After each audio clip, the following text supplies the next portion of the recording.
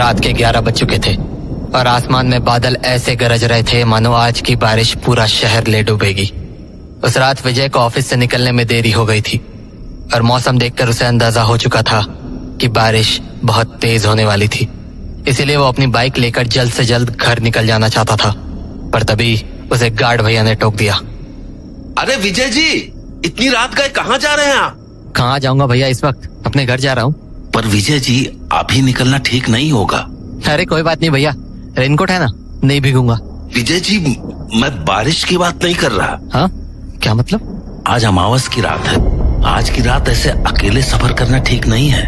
अरे अमावस से तो क्या हुआ, क्या बोल रहे हो आप? विजय जी, कहते हैं अमावस की रात में प्रेत सबसे ज्यादा ताकतवर होते हैं, इसलिए अच्छा होगा कि आप आज अकेले न जाएं, कल सुबह चले जाइएगा। हो गया आपका गार्ड साहब, या और भी कहानियां सुनानी है? विजय जी, मैं गार्ड साहब प्लीज यार, निकलने दो मुझे अब, वरना कहीं बारिश आ गई ना तो बीच रास्ते में फंस जाऊंगा। विजय अपनी बाइक से निकलने ही वाला था कि गार्ड साहब ने उसे फिर से टोक दिया। विजय जी देखिए, मैं जानता हूँ आप मुझसे ज्यादा पढ़े लिखे हैं और आप भूत प्रेत इन सब चीजों को नहीं मानते, फिर भी आप इसे रख लीजिए। ये क्या है? हनुमान जी का लॉकेट है विजय जी, ये आज रात आपकी रक्षा करेगा।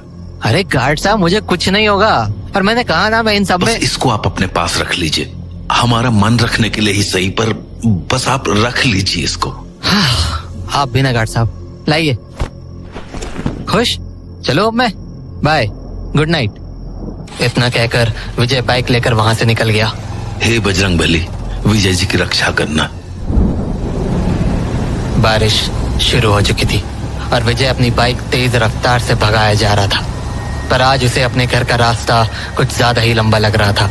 वो तेज बारिश में बचता बचाता आधे रास्ते तक तो पहुंच गया, पर बाकी का रास्ता तय करने की उसकी हिम्मत नहीं बची थी। तभी उसे अपनी बाईं तरफ जाता हुआ एक रास्ता दिखा। वो रास्ता दरअसल एक शॉर्टकट था।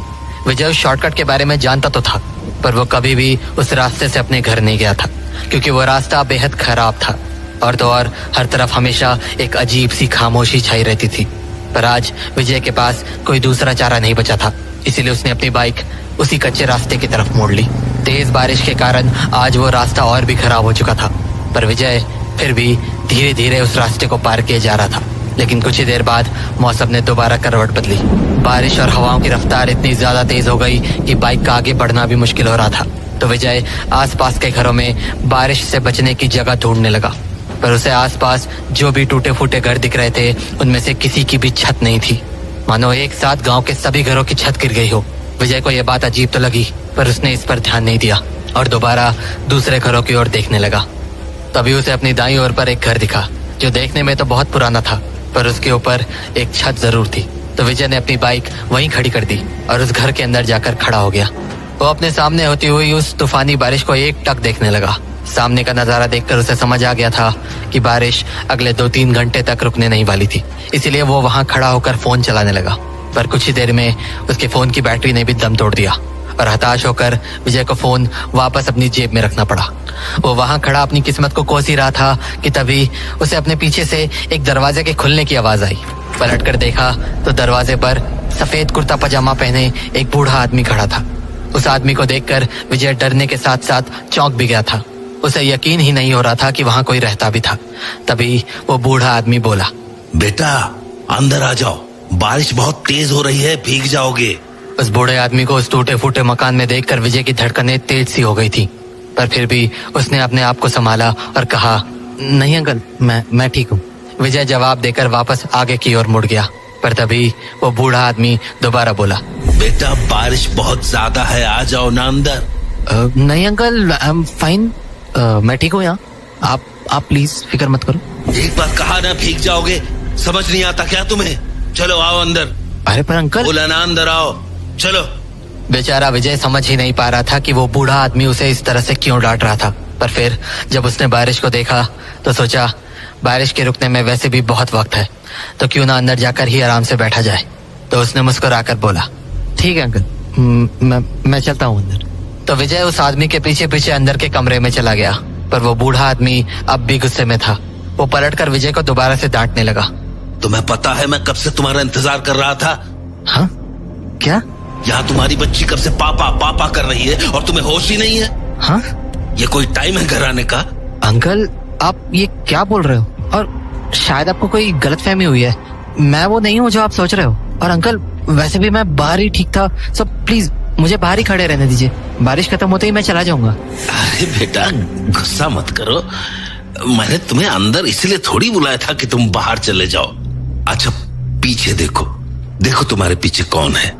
जैसे ही विजय पलटा, उसे अपने सामने एक छोटी सी बच्ची दिखी जिसके हाथों में एक गुड़िया थी और वो विजय को एक टक देखे जा रही थी। इससे पहले विजय कुछ बोलता, उसने कहा, पापा, आप इतने देर से क्यों आए? जाओ, मैं आपसे बात नहीं करूंगी। उस बच्ची के मुंह से पापा सुनकर तो विजय का दिमाग घूम गया था। उसे समझ ही नहीं आ रहा था कि ये सब हो क्या रहा था। वो ये सब सोच ही रहा था कि वो बूढ़ा आदमी विजय के बेहद करीब आकर बोला, अपनी बेटी की बात का जवाब तो दे दो, क्या हुआ है तुम्हें? उस बूढ़े आदमी की बात सुनते ही विजय झुंझला कर बोला, अरे क्या बेटी बेटी लगा रखा है आपने? मैंने अपनी पूरी जिंदगी में ना तो आपको कभी देखा है ना इस बच्ची को। प्लीज ये फालतू बातें मेरे साथ मत कीजिए और मुझे जाने दीजिए। विजय ने इतना कहा ही था कि कमरे का दरवाजा जोर से बंद हो गया। और तो और वो बच्ची भी अब वहाँ नहीं खड़ी थी। पर इससे पहले विजय कुछ सोच पाता, उसे उस बूढ़े आदमी की आवाज दोबारा से आई और इस बार आवाज बहुत ज्यादा भयानक थी। तुमने ये अच्छा नहीं किया, बिल्कुल अच्छा नहीं किया, बिल्कुल। अपनी बेटी के साथ तुम्हें ऐसा नहीं करना चाहिए था। डर के मारे जब विजय उस बूढ़े आदमी की तरफ मुड़ा तो सामने का नजारा देखकर उसके होश उड़ गए। वो बूढ़ा आदमी तो उसके सामने ही खड़ा था, पर वो बच्ची उसके ठीक पीछे छत की कड़ी से किसी लाश की तरह झूल रही थी। विजय ये देखते ही समझ गया कि उसका सामना किसी ऐसी चीज से हो चुका था जो इंसानी दुनिया के तो बिल्कुल भी नहीं थे। विजय पलटा और दरवाजा खोलकर बाहर भागने की नाकाम कोशिशें करने लगा, पर दरवाजा खुलने का नाम ही नहीं ले रहा था। तभी उसे उसी बच्ची की आवाज सुनाई पड़ी, पापा, पापा। डरते हुए जब विजय पीछे मुड़ा तो उसकी बची खुची हिम्मत भी हवा हो गई। वो बूढ़ा आदमी अब वहाँ से गायब हो चुका था और उस रस्सी से लटकती बच्ची ने अपनी आंखें खोल रखी थी और वो एक टक विजय को मुस्कुराते हुए देखी जा रही थी। पापा, अब मैं आपको कहीं नहीं जाने दूंगी। अब आप हमेशा यही रहोगी मेरे पास।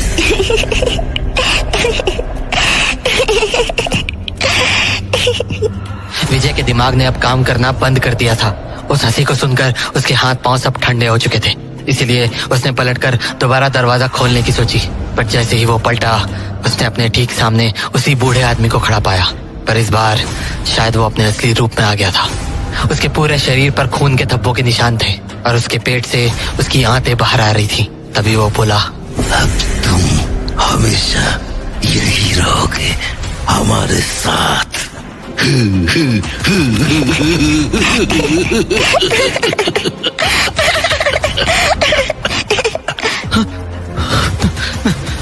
नहीं, नहीं। विजय की आंखें अब भारी होने लगी थी। वह समझ चुका था कि अब उसका बचना नामुमकिन था। पर जैसे ही उसके सामने खड़े बूढ़े आदमी ने अपने हाथ से विजय को पकड़ना चाहा, एक तेज बिजली की आवाज हुई और विजय की आंखों के सामने अंधेरा छा गया। विजय की जब आंख खुली तो उसने देखा कि वो जमीन पर गिरा हुआ था और बारिश बंद होने के साथ साथ सुबह भी हो चुकी थी। उसे समझ नहीं आया कि भला वो घर कहाँ गायब हो गया जिसके अंदर उसने उस बूढ़े आदमी और छोटी बच्ची को देखा था। और तो और उसे ठीक से याद भी नहीं था कि कल रात उसके साथ आखिर हुआ क्या था। तभी उसे अपने पास जमीन पर गिरा हुआ हनुमान जी का लॉकेट दिखा, वही लॉकेट जो उसे गार्ड भैया ने दिया था। उस लॉकेट को देखने के बाद विजय के सामने सब कुछ साफ हो गया। वो समझ गया कि पिछली रात उसका सामना प्रेतों से हुआ था और वो उनसे इसलिए बचकर निकल पाया क्योंकि उसके पास हनुमान जी का ये लॉकेट था। उसने उस लॉकेट को माथे से लगाया और अपनी जेब में रखकर वहां से निकल गया। लेकिन इस हादसे के बाद विजय एक बात तो अच्छे से समझ गया था कि भूत प्रेत जरूर होते हैं और वो इंसानों को कभी भी नुकसान पहुंचा सकते हैं, पर जिनके साथ बजरंग बली का आशीर्वाद होता है उनका वो बाल भी बांका नहीं कर सकते, क्योंकि भूत पिशाच निकट ना आवे, महावीर जब नाम सुनावे।